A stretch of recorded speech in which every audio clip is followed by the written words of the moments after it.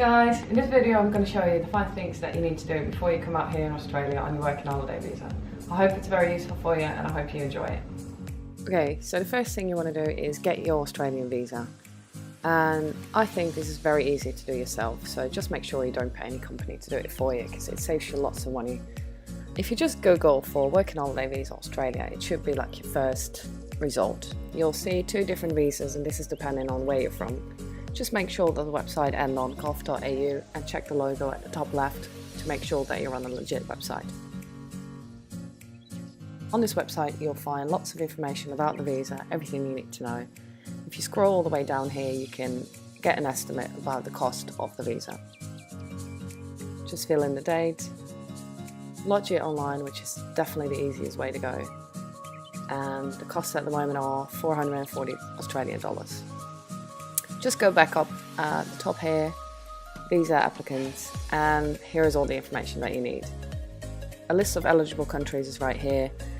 The specified work and the areas is all about the farm work that you need to do to get your second year visa. But for now we're going to have a look at how to apply.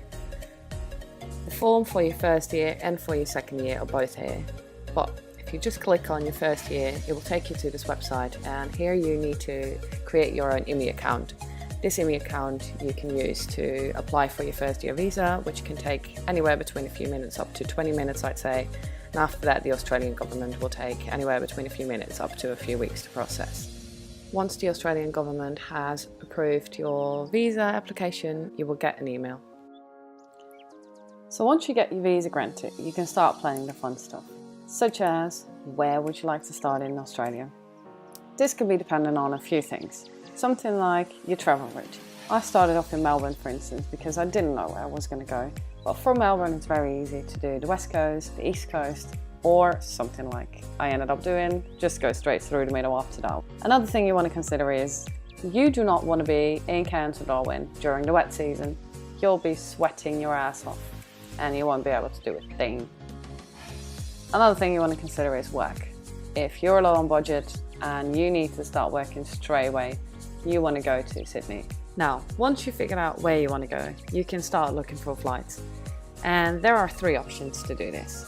You can either use some comparison websites, such as Skyscanner, Cheap Flights, but if you Google, you'll find lots more sites for this. What you do, you've probably all booked a flight before, so you know how it works. You just choose whether you want to have a one-way or a return, when would you like to fly, where from, and where to. And these comparison sites will give you some options. The second option is to check with the airlines themselves.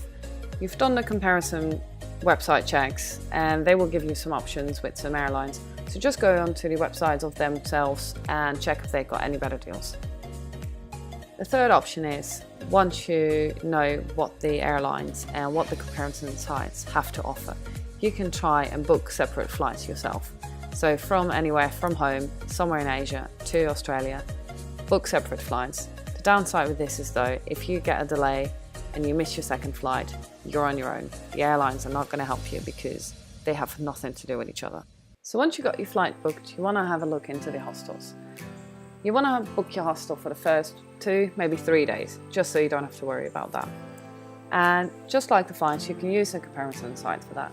Booking.com and Hostelworld are good sites to use. So, for example, if you want to go to Melbourne and you type in the dates that you want to go, how many guests, it will come up with a list of hostels that you can choose from. Now, the things I always like to look for is obviously the price, but other than that, I like to know what other backpackers have to say about this hostel. How clean is it? How helpful are they? On this website you can actually use a filter, so you can set it on the price or the rating, etc. Another option that you can use to find a hostel is to look on the website of the hostels themselves.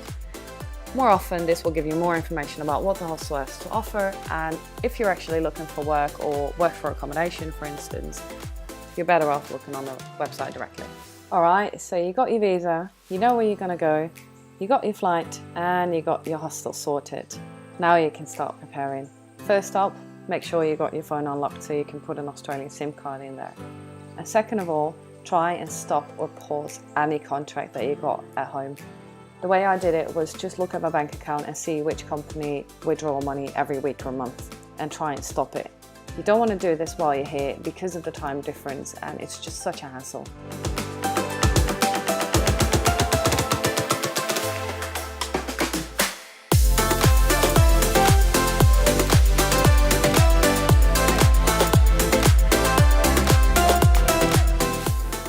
Hey guys, thanks for watching. I hope you enjoyed that.